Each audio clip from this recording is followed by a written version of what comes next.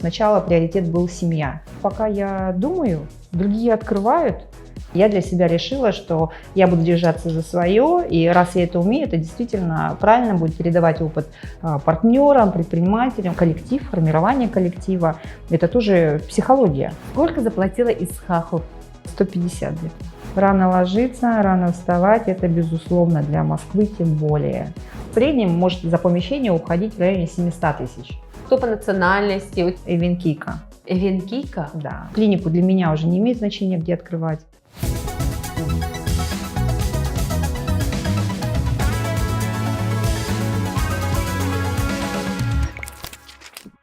Высший пилотаж в предпринимательстве – это когда основатель начинает делиться своим продуктом, своим опытом и масштабируется через франшизу.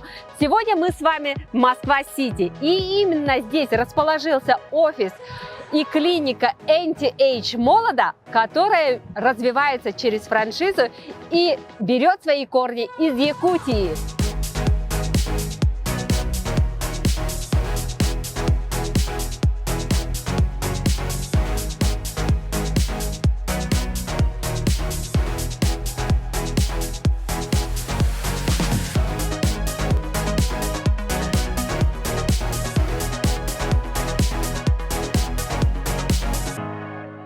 Влада Скарджувене, основатель, руководитель и владелец франшизы «Молодо», предприниматель с 25-летним опытом, более 13 лет в медицинском бизнесе. Влада, привет! Привет. Мы с тобой когда встречались? Когда была пандемия же, да? Мы познакомились, да, в пандемии. Да. По Zoom. Угу. И тогда у тебя только идея про клиники Молодо еще не было. У тебя стройка шла. Клиники. Клиники в Краснодаре. И когда я познакомилась... Ну, это уже, значит, было под проект именно, под франчайзинговый. Да, но франшизы еще не было. Да. И когда мы с тобой познакомились, когда я узнала твою историю, я была просто, знаешь, такой... под огромным впечатлением. Почему? Да, потому что просто путь, который ты прошла, это очень крутая история. И я очень рада, что сегодня наши зрители услышат эту историю, потому что там было все. Там было вообще по-настоящему жизненный путь предпринимателя, который сейчас уже упаковал свой опыт франшизу. И, Влада, классический вопрос: как начинался твой путь в бизнес? Мой путь в бизнес начинался в сфере услуг. Я всегда была в сфере услуг, да? Но не с медицины. У меня немножко такая врачебная семья, старшая сестра у меня невролог. Соответственно, вот около близко. С детства я там постоянно у мамы в лаборатории, да, мама лаборантка была в детской городской больнице. Как-то мне эта тема близка была. Но занималась я другим. Да. Другим бизнесом.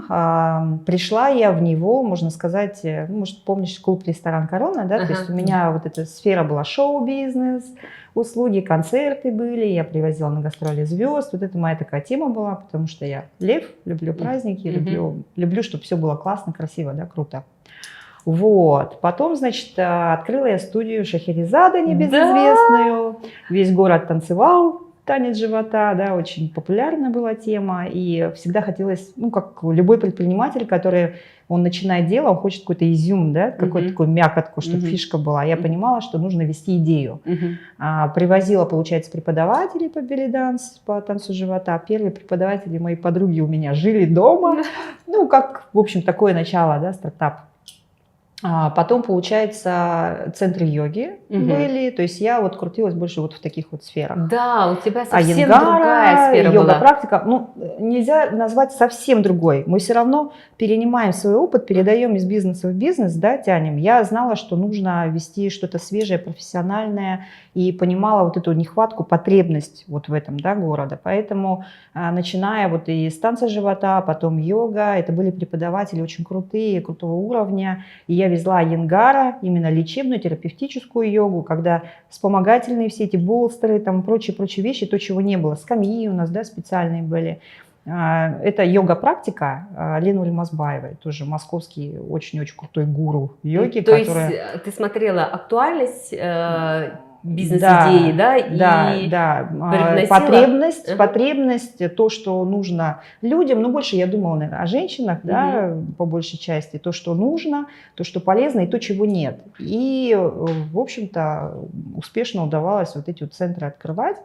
И в дальнейшем, получается, пришла идея, когда ты думаешь там о том, куда развиваться, да, и куда дальше двигаться. То есть это либо нужен какой-то большой свой фитнес-центр, я не знаю, либо что-то новое, какие-то новые сферы. Я уже достаточно подросла в бизнесе и решила открыть небольшую клинику на тот момент, и потом это выросло, вот эта клиника выросла в клинику Центромед. Да, которую мы все знаем, да, которая была одним из самых таких первых частных клиник, которые, ну, очень такой большой спектр услуг предложила городу. Да. Ну, сейчас клиника тоже входит в топ. Мы равнялись всегда на первейшую, древнейшую нашу клинику, это Виктори клиник, да. То есть, ну, где-то начали в итоге тоже подниматься, расти. Сейчас это много отделений, сейчас уже это и хирургия. Ну, в общем-то, такой свой путь.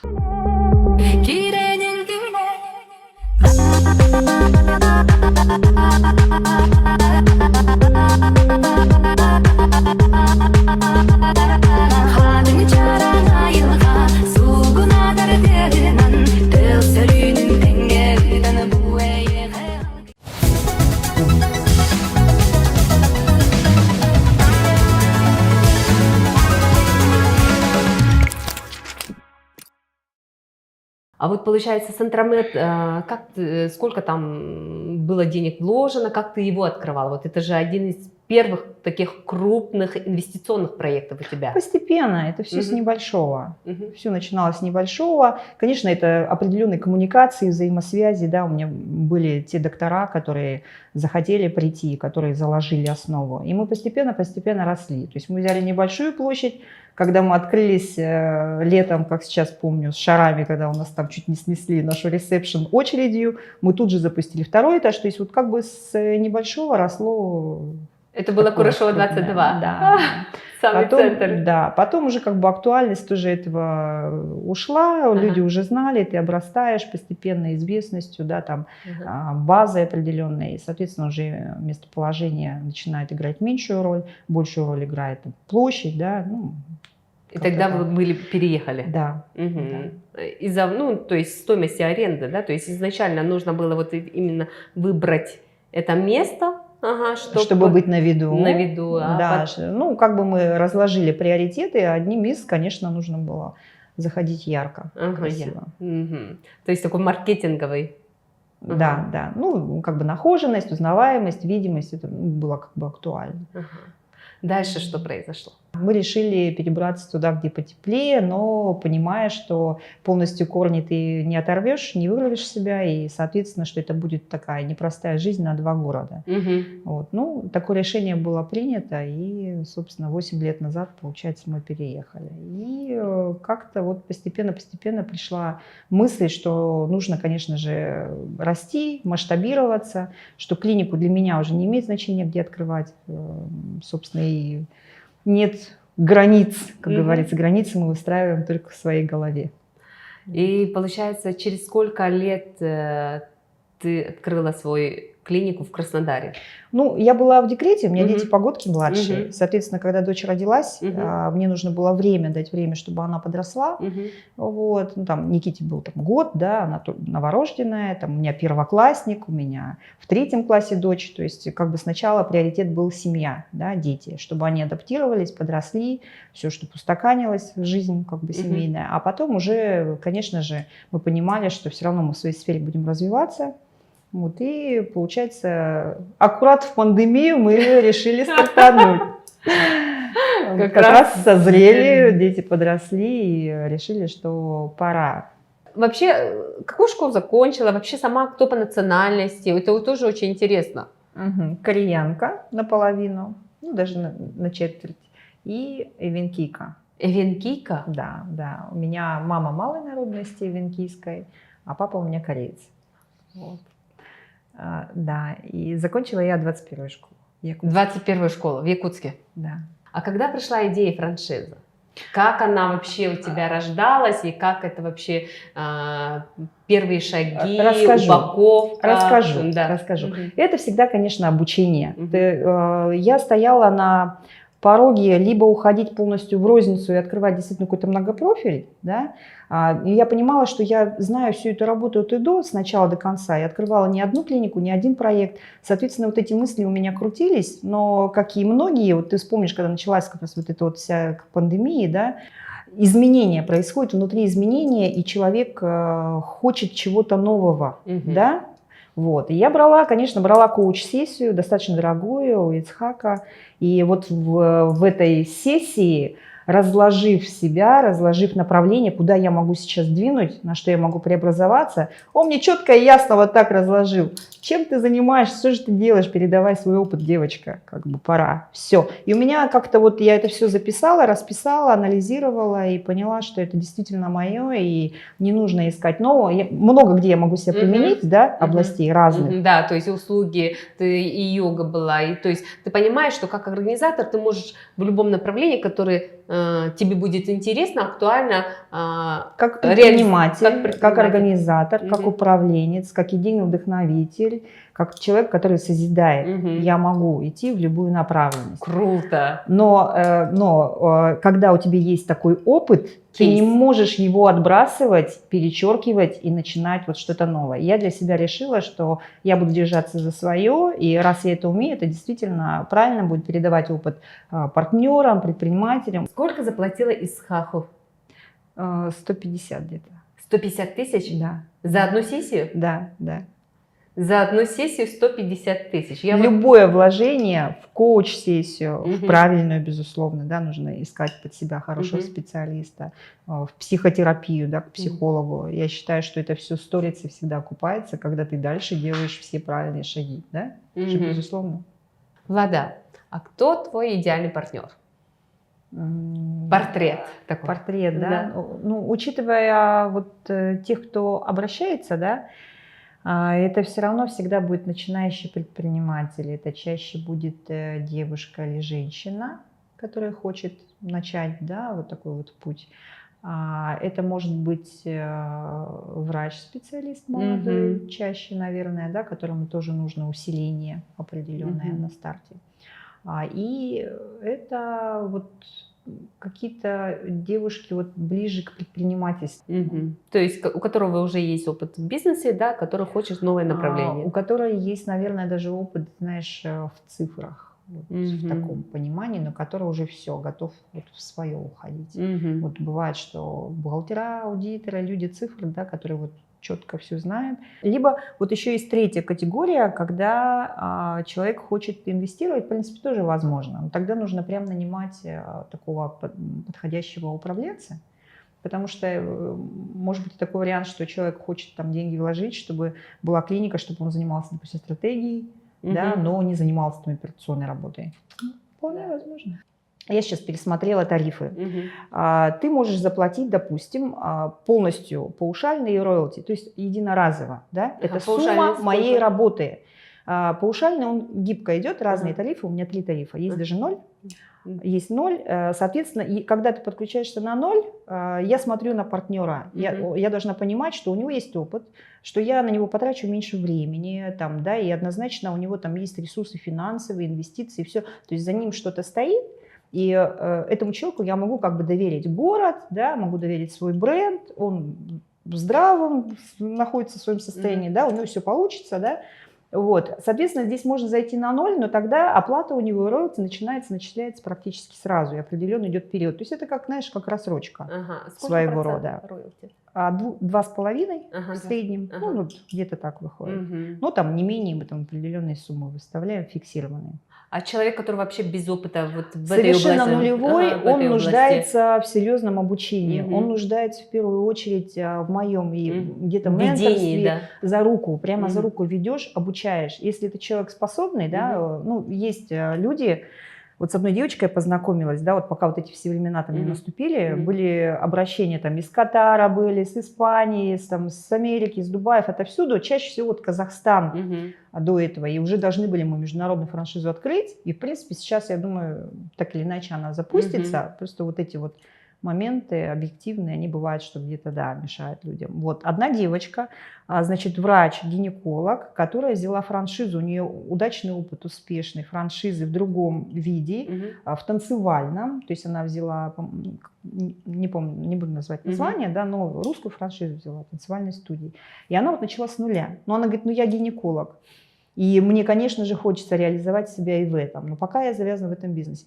Вот такого человека обучать легко. Который уже понимает. Она уже начала, да, она уже в сфере услуг покрутилась, она знает уже все там его вводные, да, составляющие первичные. Она как бы врач, она знает с точки зрения медицины, понимает ответственность, да. Вообще вот. Идеальный партнер. Идеальный молодой партнер. Да. Но, тем не менее, все равно даже на такого партнера, с которым повезло, а здесь должно как повезти, да, все равно на нее уйдет определенное время, потому что основу мы закладываем в начале. Я открываю клинику как для себя, как если бы я в этом городе открывала. Да? То есть это все равно мои приезды не один. То есть здесь заложен именно вот мой ресурс.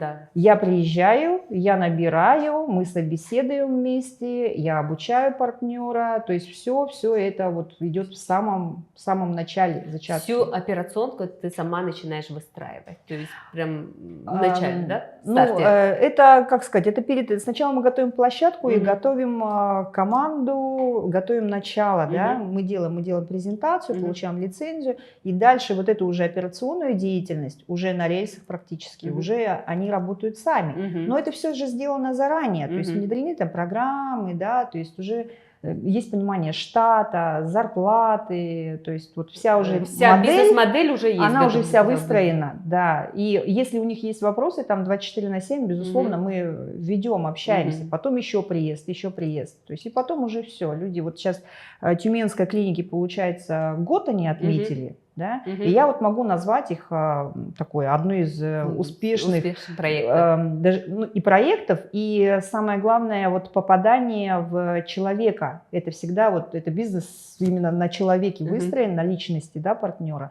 то, как они идут. Они места занимают определенные там, да, то есть где-то участвуют в каких-то номинациях городских, там успешный стартап и так далее, и так далее. То есть круто. А сколько нужно, Влада, денег, чтобы открыть клинику молодо? Если мне говорит партнер, Влада, у меня такой бюджет, вот у меня есть, допустим, 7 миллионов, все. Соответственно, мы начинаем свою модель подстраивать под это. В любом случае, наша модель, она не предполагает как в салоне красоты или как где-то, да, крутой антураж. То есть мы понимаем, что будешь ты по франшизе, допустим, открывать клинику, или будет человек открывать сам, в любом случае он будет оснащаться по Санпину, в любом случае он будет делать кабинеты, в любом случае он будет делать разводку там, воды, ремонт и так далее, и так далее. Да? То есть вот задача стоит четко, мне нужно вот столько, мы открываем там на 4-5 кабинетов какой-то бутик-формат небольшой, мы можем ограничить бюджет. Ну, не секрет, что здесь, наверное, все строится на специалистах.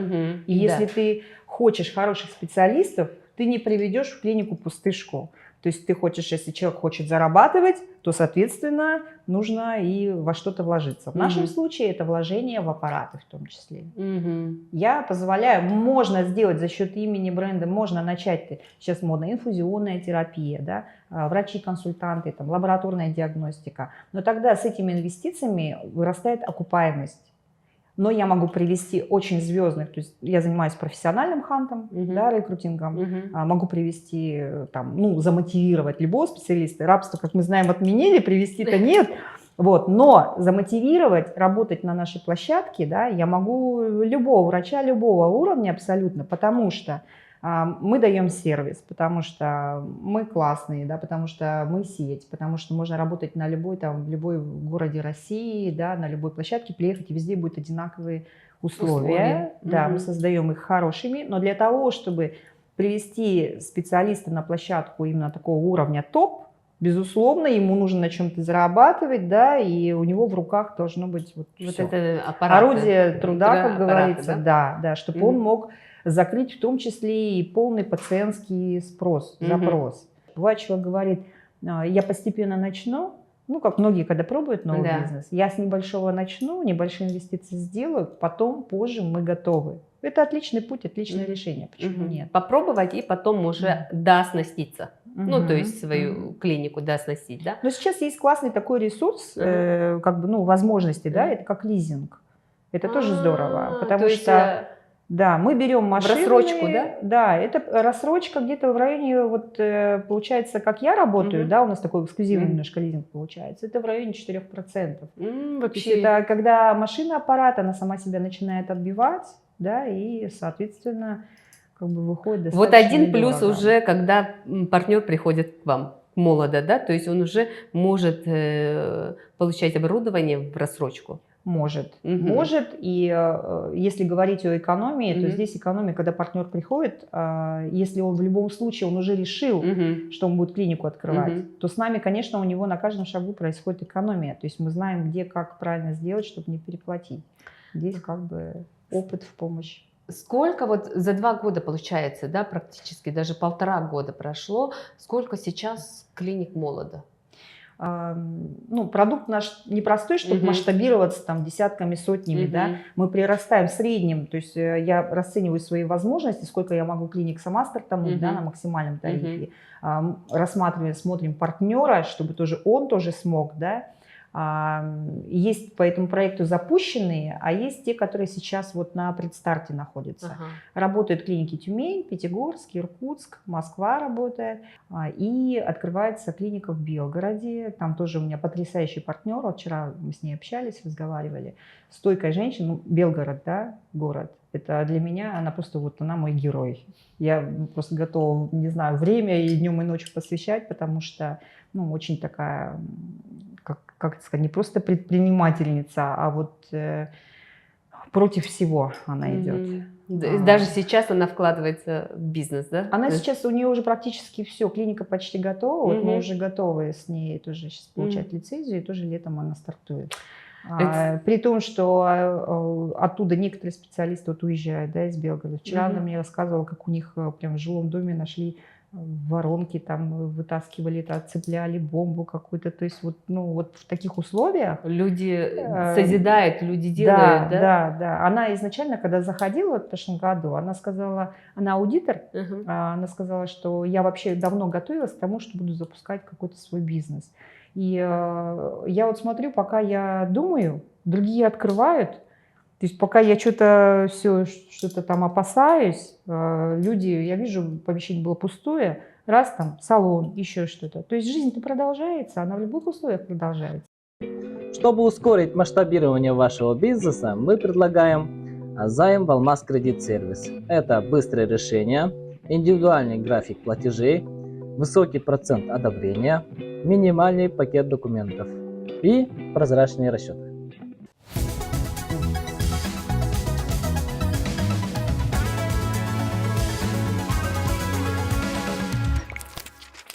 Какие города ты хочешь открыть в ближайшее время молодо? Если говорить о России, приоритет сейчас очень хорошо идет в Сибири. И мне бы очень, конечно, хотелось запустить свой родной город. Вот, я рассматриваю партнеров. Я думаю, что в Якутске молодо будет. Это 99,9%, да, почти 100%. А потом Санкт-Петербург очень интересен. Также в Москве еще могут быть клиники. А если говорить о международной, мне очень интересно, очень понравился город Алматы. Это мы недавно ездили, я прям вообще в восторге. Влада, ты говорила про то, что уже специалисты, да, то есть это такой бизнес, где ключевую роль играют специалисты. Да. Как с этим вот в тех городах, вот в Белгороде, как ты находишь тех специалистов или привлекаешь, чтобы они были именно, шли с тобой, ну, то есть с брендом молодо? Ну, во-первых, это должны быть врачи нашего направления, да, то есть это все специалисты, которые являются интегративными, которые проходили Prevent-Age, да, определенно сейчас есть институт Prevent-Age, то есть именно который такой немножко шире их подход. Но здесь два пути, да, я помогаю создать основу. Основа – это ядро, то есть это все равно работа для нас, это как второй дом, да, то есть мы на ней проводим много времени, и, соответственно, коллектив, формирование коллектива – это тоже психология. Ну, все состоит вот из каких-то таких моментов, да, и коммуникации в том числе. Поэтому здесь очень точечно мы подбираем под партнера. То есть если партнер молодой, соответственно, мы берем определенного там опыта врачей, который, возможно, со своей пациентской базой, возможно, мы помогаем ему собрать, понимаем, что это хороший специалист, да. Если это партнер, скажем, более старшего возраста, это, ну, как бы я стараюсь по портрету. Влада, ну ты идеальный франчайзер, я хочу сказать, да, чтобы ты и команду помогаешь формировать, да, помогаешь получить лицензию, помогаешь внедрить все технологии управленческие, да, то есть ты прям сам ведешь партнеры, ну, такого уже, ну, мне кажется, в России очень мало, да, то есть... Немного, в медицинском бизнесе мало кто да. будет так делать, да. Да, но я именно и запускаю, то есть я стартую клиники как для себя, я передаю свой опыт, свою энергию, вот это все, и как бы, чтобы... Как это объяснить, да? Вот когда человек локально, я просто на стороне, когда франчайзи смотрю, когда он локально один пытается что-то сделать, открыть, чаще там может получиться ничего. В любом бизнесе говорят, что самая основа – это постоянные клиенты, да? То есть клиенты, которые с тобой пойдут надолго. Как вот, например, вы заходите в рынок, у которого уже клиенты поделены по каким-то клиникам, как оттуда забираете своих клиентов и как мотивируете их быть с вами? Ты знаешь, это вот те пациенты, клиенты, которые уже где-то ходят, да, они не составляют 100%. Все равно все меняется, люди где-то начинают новые услуги. Бывает, люди переехали или там только-только начинают в клинике ходить. То есть аудитория, она же тоже дробится в процентном соотношении. А те пациенты, которые уже привязаны к клинике, скорее, да, вот постоянники, они скорее к врачу привязаны, к доктору. Да. Вот. Поэтому из той основы, которую я собираю, ядро команды, безусловно, я привожу специалистов из базы. Это тоже один из ресурсов наших, да, усиления. То есть мы не начинаем с нуля. Можно и с нуля начать, но тогда окупаемость чуть-чуть там на несколько месяцев, условно говоря, пока мы базу наработали, она где-то там удлинится. Я стараюсь сократить путь отбивки, чтобы вот мы открылись, и уже у нас как бы была и выручка, и операционка, чтобы уже шла за счет именно денег, которые поступают. Ну и самый главный вопрос тогда, сколько окупаемость? Примерно, вот прям примерный отрезок, вот сколько закладываете? Ну, хорошая окупаемость вообще в клинике считается в районе 2 лет. Это как бы хорошо. Но здесь же вопрос денег, да, сколько мы сюда инвестировали. Если мы говорим просто о аренде, каких-то там реальных небольших инвестиций, там до 10 миллионов, ну там 7-8 вложили, да, можно отбиться и до года. Ну, у нас рентабельность такая, достаточно неплохая, объемы тоже достаточно неплохие, поэтому здесь все... Москва-Сити. Да. Очень интересно, сколько стоит здесь аренда? Здесь все сложно. Вообще здесь сложность заключается в том, что собственники хотят сдавать в аренду большими площадями, да, обычно здесь площади нет, площадей там 100, 200, 300, стараются вот прям большими. То есть это open space, большие офисы, и, соответственно, если не делить это все на квадраты, да, в среднем может за помещение уходить в районе 700 тысяч. 700, 800, миллионы, то есть это здесь как бы норма. Но здесь и люди, здесь и кластер людей работающих, да, здесь как бы движение, и, соответственно, здесь и компании, конечно же, и зарабатывают тоже по-другому, да, поэтому все соразмерно. Для нас, наверное, основной нюанс – это то, что нам нужны вот мокрые точки, поэтому не все нам помещения подходят, и не всем интересно как раз запускать клинику, чтобы вот это все вести. Как бы вот такой нюанс. Намечали, конечно, что где-то будем там 500 000, возможно, вполне там платить, да, аренду. Да. Это такой нормальный расклад, скажем, для клиники. Я думаю, что здесь те, кто владеет большей площадью, они, соответственно, у них и выше ставки. Но это все равно очень мотивирует, да, когда из далекой Якутии, да, приехать, открыть клинику в самом центре Москвы, и еще делиться своим опытом, да, то есть и открывать проекты по франшизе. Вот в Москва-Сити какие сейчас есть услуги? Что предлагает клиника? Из новых отделений мне удалось привлечь хороших специалистов. Это новое отделение будет неврологическое, психолого-неврологическое, да, то есть эта работа как раз тоже в нашем ключе идет, сильно востребована, да, и неврологи, получается, такого направления тоже интегративного у меня. Вот. Потом инфузионное отделение, то есть у нас есть капельницы красоты такие, которые идут комплексами, да, очень много составов. Потом, значит, ну, косметология, конечно же, есть, и гинекология, эндокринология есть. Эндокринологи есть превентивные специалисты, вот, и гинекологическое отделение. Капельницы красоты, что это такое? Ну, это индивидуально, да, назначается девушке, женщине, ну, мужчине, любому человеку, да, по показаниям. То есть это стандартно идет, если устранение определенных при обследованиях мы находим дефициты организма, да, если чего-то не хватает, то есть здесь вот по назначению эндокринологов, гинекологов, да, врачей, терапевтов. Вот. Но есть те, которые, скажем, такие по типу антиоксиданты, да, вот, то есть то, что в принципе практически каждому человеку показано. А что-то антиоксиданты мне захотелось Самой да, получить эти услуги, потому что, ну, время идет, я понимаю, что все токсины и так далее, хочется прям высвободиться, сохраниться. Ну вот такие вот как бы комплексы, они как раз и помогают и быть и бодрой, и красивой, и чувствовать себя хорошо, да, но назначается, безусловно, не доктором, специалистом. Могу спросить такой не сильно корректный вопрос. Влада, сколько тебе лет? Ой, почему корректный вопрос? 47 лет он будет. 47 лет. Мама 4? 5. 5? Еще оставляю надежду, что, может быть, 6 будет.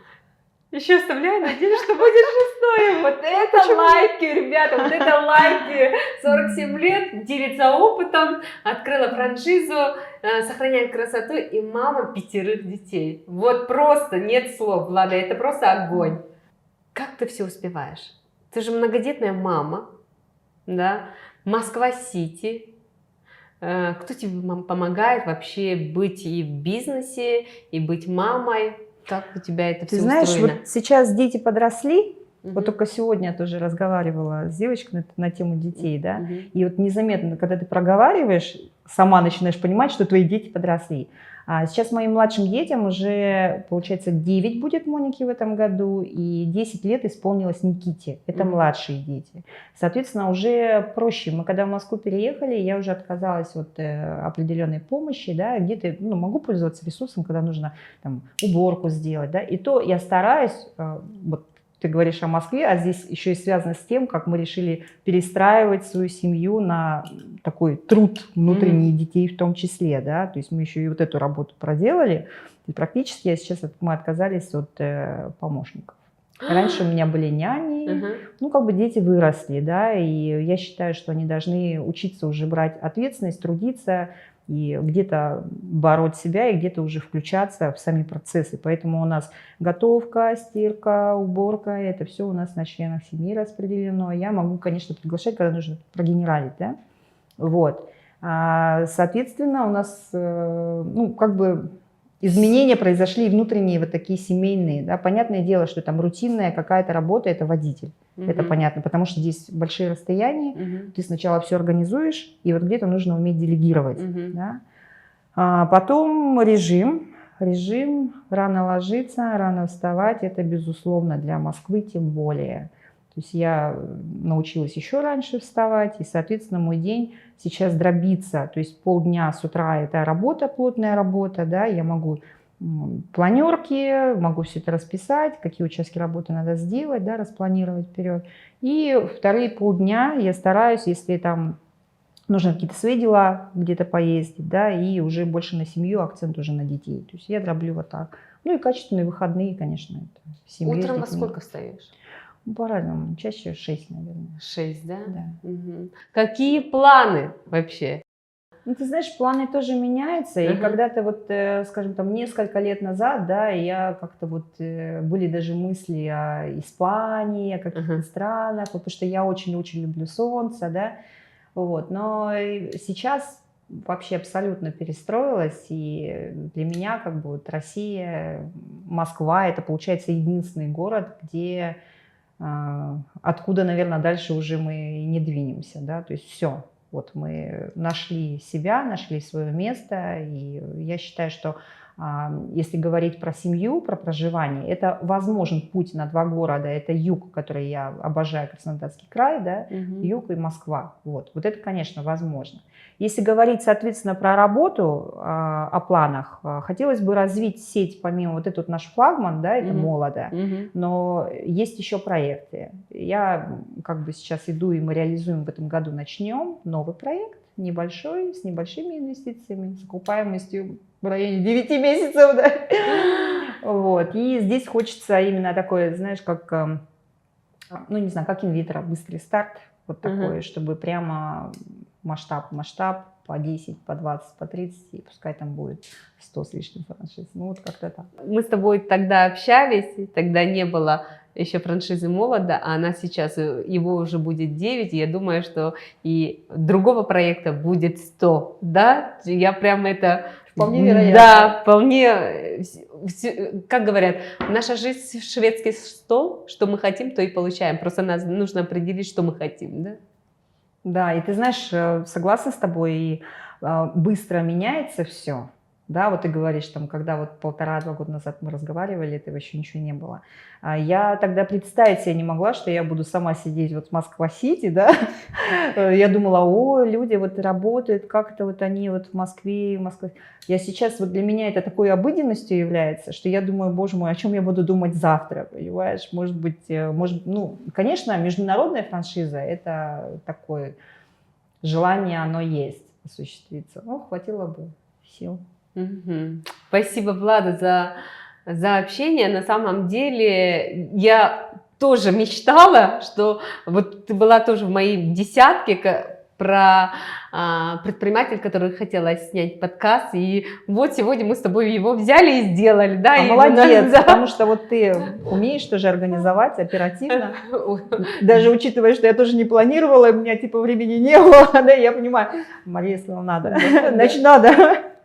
Да, поэтому мы сегодня тебе, из первых уст услышали историю, как создается франшиза медицинской клиники и как она масштабируется. И мы увидели путь человека, когда со школы танца можно быть в Москва-Сити и делиться своим опытом.